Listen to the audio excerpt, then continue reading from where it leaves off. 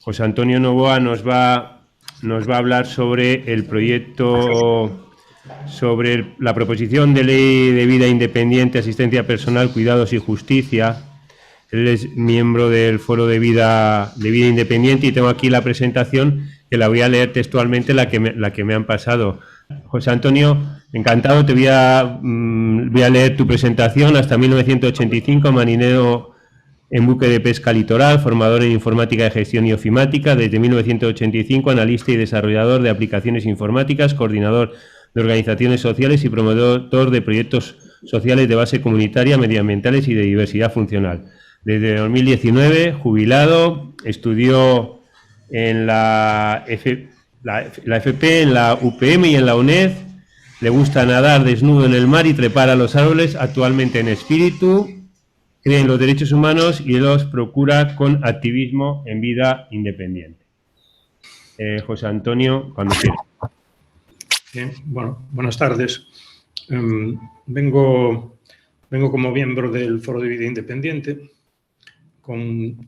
Tenía la intención de comunicar el sentir y la voluntad de hacer posibles en España los derechos humanos de personas como yo, de los que estamos etiquetados como dependientes o señalados o reconocidos como dependientes. Bien,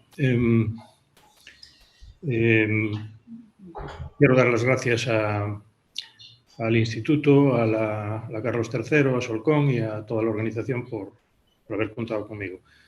Y sobre todo, no tanto porque yo pueda decir o dejar de decir, sino porque no hay muchos espacios en donde se pueda poner en voz propia lo que nosotros pensamos sobre cómo debemos de vivir, cómo deben de ser las políticas públicas para que podamos vivir según nuestros designios. Y por eso se agradece más. Quizá haya poca gente aquí en este momento o en esta jornada, o mucha, no lo sé, pero bueno, si algo de bueno tienen las redes sociales es que también pueden hacer llegar lo que nosotros pensamos o lo que nosotros deseamos a otros sitios. Y bueno, quizá después de esto pues se mueva algo por ahí. También tengo que decirle a la gente que trabaja en vida independiente y que a veces pues de tanto descreerlo todo, pues podemos caer en el cinismo que la esperanza siempre está ahí y ni una ni la otra, ni esperanza ciega, porque eso sería ingenuo, ya con todo lo que sabemos hasta ahora, respecto a las posibilidades de vida independiente y de asistencia personal digna conforme a como nosotros la entendemos. Pero que hay que hacerlo. Si las redes sociales nos ayudan, está muy bien, pero hay que poner el pie en tierra. No se conquista el territorio si no hay infantería. Y entonces, bueno, pues movemos las redes sociales, escribimos papeles, estamos muy encantados de conocernos, hablamos de muchas cosas, llevamos 20 años, se cumplen ahora del Congreso de Tenerife, donde hubo un sentido de comunión, de efervescencia, de ilusión colectiva respecto a lo que podía ser la vida independiente, la asistencia personal y un cambio de paradigma en Europa, sumándonos a una trayectoria que empieza en el año 62. Si nos ponemos a fijar algo de fechas, ¿no? Con Roberts allá en América, luchando por su dignidad y por su vida independiente, desmarcándose de la clínica y queriendo ser uno más. Bien, entonces, mensaje para activistas de vida independiente: pie a tierra, ocupar los espacios, hacerse notar y estar en los sitios. La Convención nos ampara y o lo hacemos o otros no lo van a hacer por nosotros. Bueno, yo tenía aquí escrito un rollo porque sé que me conozco y como sé que me puedo ir por los cerros de Úbeda o por las ramas trepando a los árboles, pues bueno, me puse en plan pantuflo zapatilla, el padre de Zipizape, y escribí un montón de cosas, pero veo que no tenemos tiempo. Entonces, dicho esto, pues tenemos que usar, o hemos usado, o a través del tiempo, hemos usado la imaginación para vernos a nosotros mismos, para conocernos y para tratar de vernos en el futuro, para tratar de proyectarnos. Bien, pues las personas que han hecho posible que hoy estemos aquí hablando de vida independiente, hablando de asistencia personal y hablando de la Convención fueron personas que se imaginaron fuera del marco. Y aquí, por lo que estamos escuchando, el marco sigue muy firme y más que ser algo plano, parece ser algo de gran amplitud, de gran densidad, de paredes de gran densidad, perdón, y que a lo mejor no son opacas, no son de perpiaño, de granito, pero sí son de cristal y estamos ahí metidos en ese marco. Bueno, pues estas personas se imaginaron fuera del marco y tanto Roberts como Radka, como Bente Skarsgård, como John Evans, estoy hablando de extranjeros, fueron capaces de imaginarse fuera del marco y de promover acciones que llevasen a que tuviesen oportunidades fuera de las instituciones cerradas. Pues cada uno es cada uno. Todos somos iguales, todos somos diferentes, todos tenemos nuestras particularidades, pero todos tenemos igual dignidad. Y aquí lo que está pasando es que se están pasando nuestra dignidad por donde les da la gana. Nos están pisando continuamente. ¿Quiénes? Pues los que no quieren hacer ese cambio de paradigma que es necesario y que, bueno, pues es lo que indica la Convención. La Convención en sí pues recoge ese cambio de paradigma, ese cambio de marco del asistencialismo, de la clínica, a los derechos humanos. Todavía no se reconoce que tenemos derechos humanos. Es cierto, hay un montón de papeles.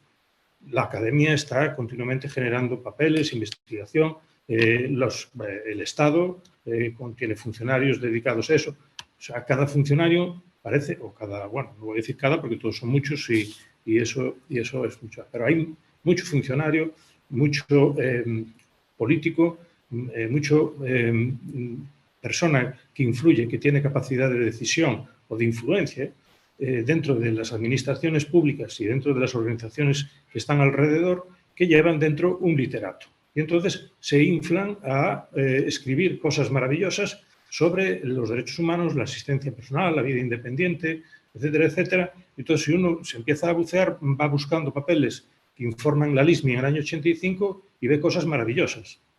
Pero son ciencia ficción. Ciencia ficción.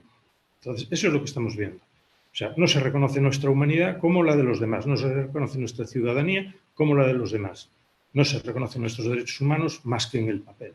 Ahora, a la hora de hacerlos viables, es muy difícil, hace falta dinero. Bueno, a nosotros nos ha costado mucho imaginarnos fuera del marco también. Y es verdad, a mí mismo, después de tener una charla durante varios días con una persona que ya recibía asistencia personal, que vivía independiente en el Reino Unido en el año 91, todavía me costaba entender aquello. Porque pesa tanto esa cosmovisión, esa forma de estar en el mundo y de ver el mundo que supone ese modelo que nos envuelve. Desde el primer día que estás en el hospital y cuando la doctora Barta te hace el primer diagnóstico de reconocimiento y te dice, bueno, pues Antonio, que sepas que a partir de ahora eres un minusválido. Hasta aquí el conserje que baja contigo en el ascensor y te dice, bueno, que sepas que ahora ya tus manos y tus piernas ya no son las tuyas, tienen que ser las de tu padre. Yo, bueno, pues todo eso está ahí. Te cuesta entenderlo, nos cuesta imaginarnos fuera del marco. Hoy todavía hay muchas personas como yo, muchos hermanos en la diversidad, que no acaban de ver esto, no acaban de ver que tienen derechos y que hay que luchar por ellos, porque están ahí. ¿Por qué? Pues porque también hay otras personas que se han apoderado de sus derechos, de su voz. Bien, tengo que correr mucho, ¿no? Sí, por favor, te veo, Jorge, ahí. Si tú llevas el tiempo, puedo ir pasando alguna hoja y ver. Bueno, tendría que explicar qué es vida independiente, ¿no? Creo que es importante, según nosotros, según los que aspiramos a que eso sea una realidad. Bueno, aparte de esa imaginación que nos pone a cada uno donde deseamos y que nos permite construirnos como persona, y para eso necesitamos disponer de algunas herramientas, más allá que las manos de nuestros padres o de nuestros amigos o de nuestras familias, pues es la imaginación de una forma de emancipación, de una forma de justicia social que nos toca que nos sirve para vivir con nuestras propias decisiones y las mismas oportunidades que pueda tener otro ciudadano, cualquier otra persona, ni más ni menos. Que vives en un régimen corrupto, oprimido, no sé qué. Bueno, pero como todos, pero yo quiero estar en la calle, quiero que me vean, quiero participar. Quiero construir mi independencia, digamos, mi interdependencia, mezclado en la red de la comunidad, mezclado con las demás personas. No quiero estar ahí en una parte, no quiero ser especial. Quiero estar con las demás personas. Entonces ahí es donde yo puedo construir mi libertad, donde me puedo construir como persona, como todo el mundo. Mi interdependencia lo es todo, lo es todo. Ya hemos visto, cuando el barco se encalló en Suez, ya vimos lo autónomos que éramos en el mundo y tal, todo patas arriba. Bien. Y el virus y demás, en fin. Bueno, vida independiente es contrahegemónico. Vida independiente es un sentido de hacer que no es contra nadie, pero es contra la institución de la dependencia. Es contra la institución de la dependencia, de las formas de la dependencia.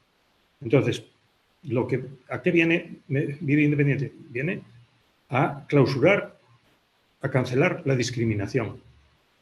Viene a poner los derechos humanos encima de la mesa. Es un deseo y es una voluntad de cancelar la dependencia. Es una divisa de un movimiento de lucha social por derechos humanos, por libertades civiles, por y para personas discapacitadas. Es un proyecto de justicia. Entonces, utilizar la etiqueta vida independiente, deturpando el sentido de todo esto, deturpando la historia de, 60 años de recorrido, para poner nuevas etiquetas, creo que vamos a tener que luchar por una denominación de origen también.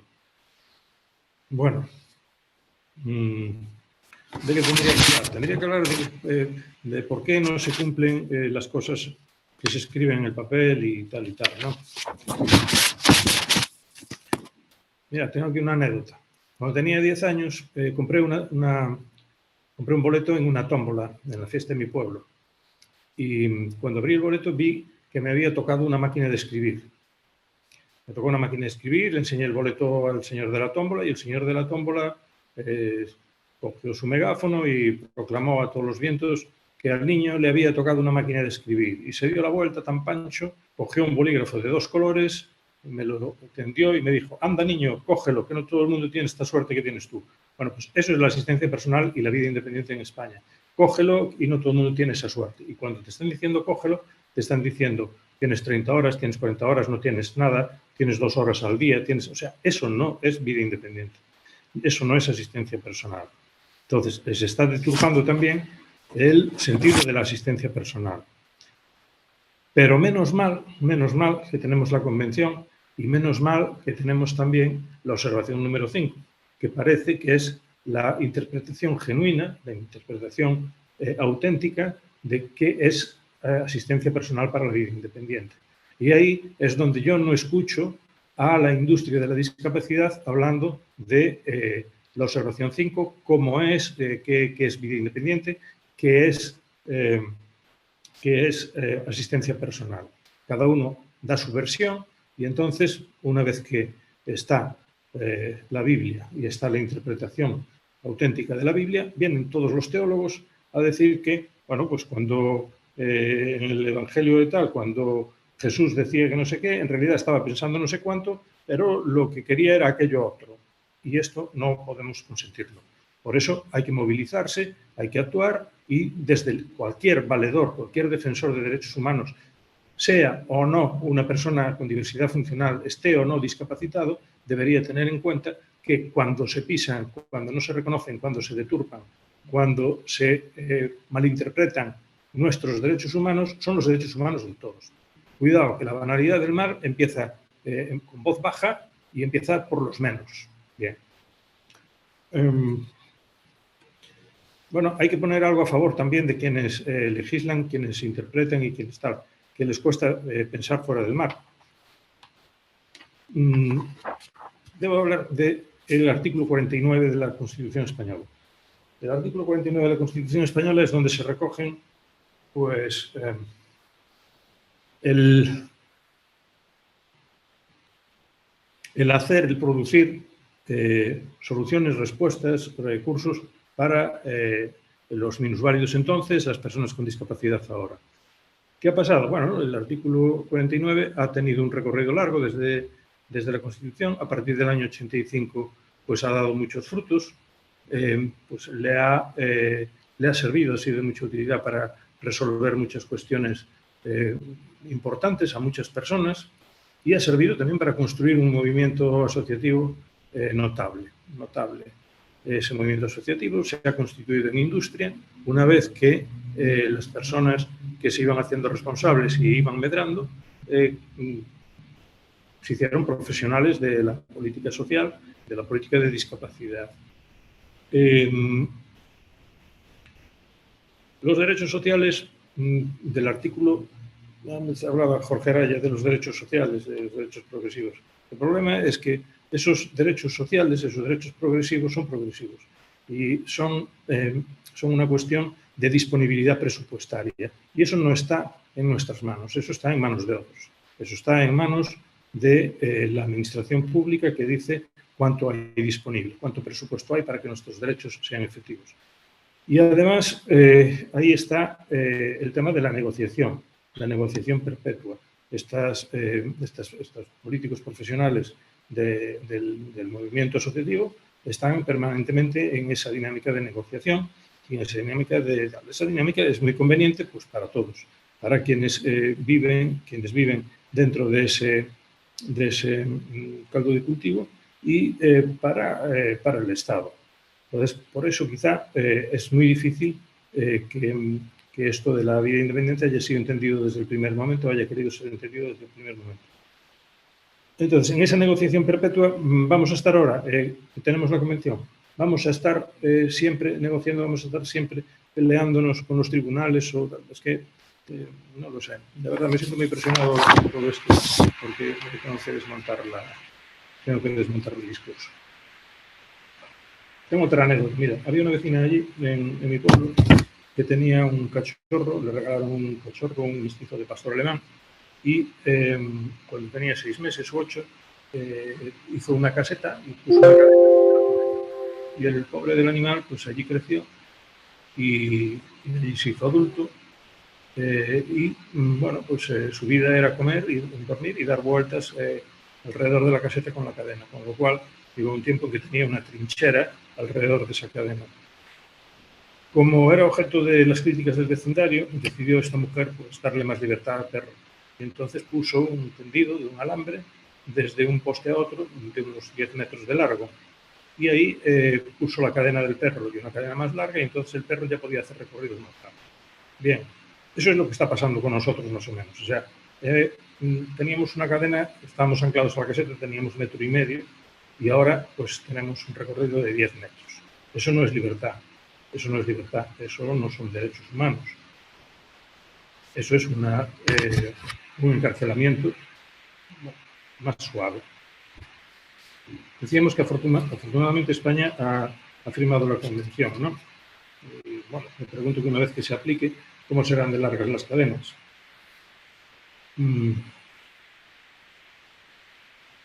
Hablamos también ahí, decían, bueno, la convención, ¿no?, reconoce nuestros derechos humanos.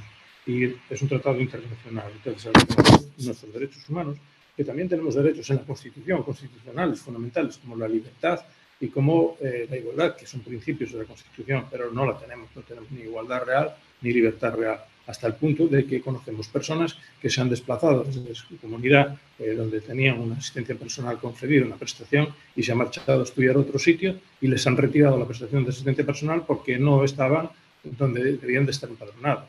Entonces, eso es un problema que también habrá que abordar con la ley. Bien, nuestra propuesta también va por que haya igualdad.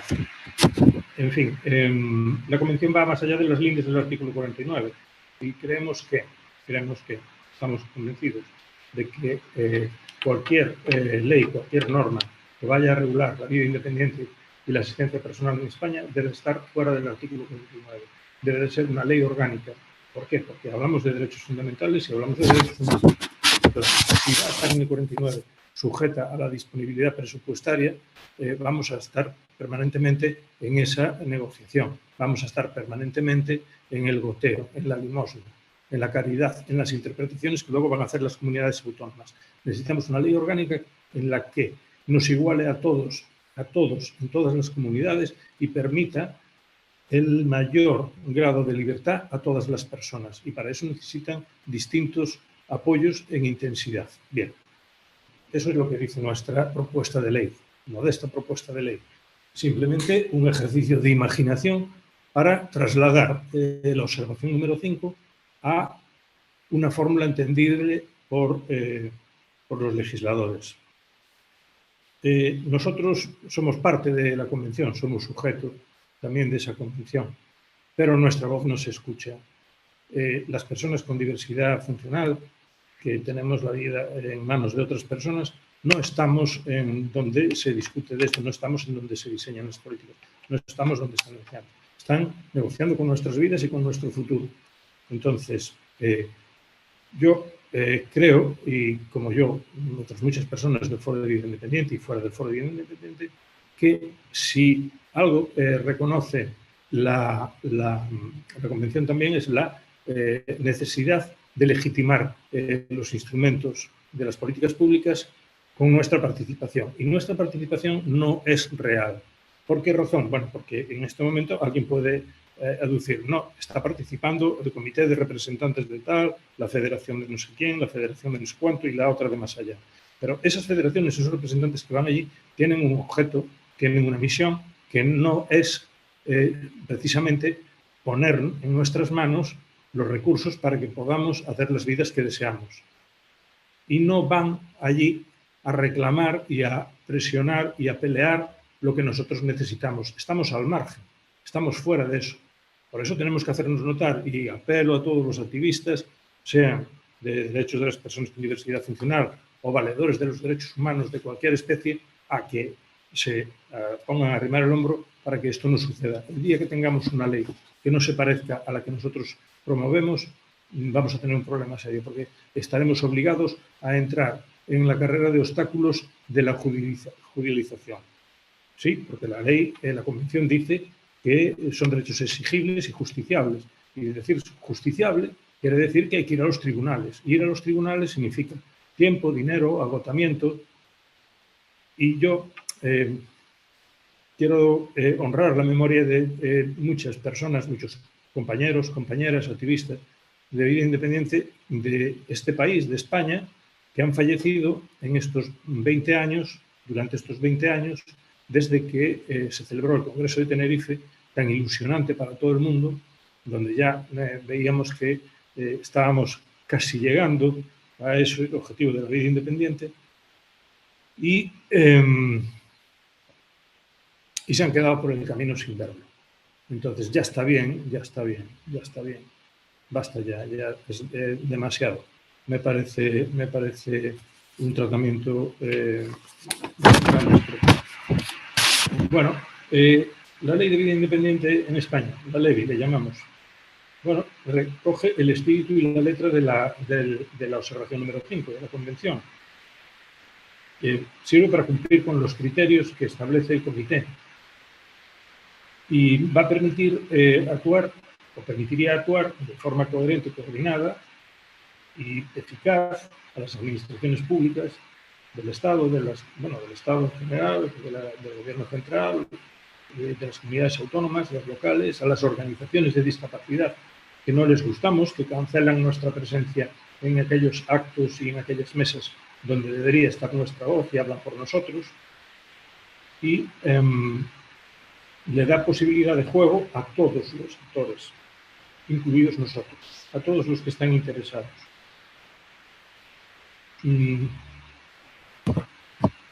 Nuestra ley apela a los derechos fundamentales de todas las personas y puede servir para cambiar las vidas.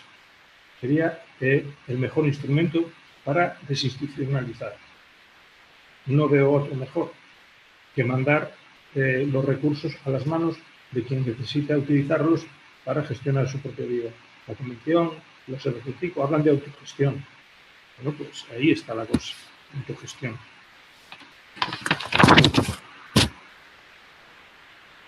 Bueno, ¿cómo funcionaría esto? la ley que nosotros promovemos define y dispone una prestación para la prestación de la vida independiente en todo el Estado, para la adquisición de servicios de asistencia personal como derecho de forma universal e incondicional a las personas en situación de dependencia reconocida. Que allá hay un trabajo hecho también. La financiación pública de esta prestación correría a cargo del Estado en su totalidad. En su totalidad. En su totalidad. Porque no puede ser tampoco que hipotequen tu renta, hipotequen tu economía, porque resulta que como has trabajado, tienes una pensión, tienes una casa o 2 casas, pues resulta que tienes que dedicarlo todo a comprar asistencia personal. Y cuando acabes, entonces te esperamos con una ley de eutanasia.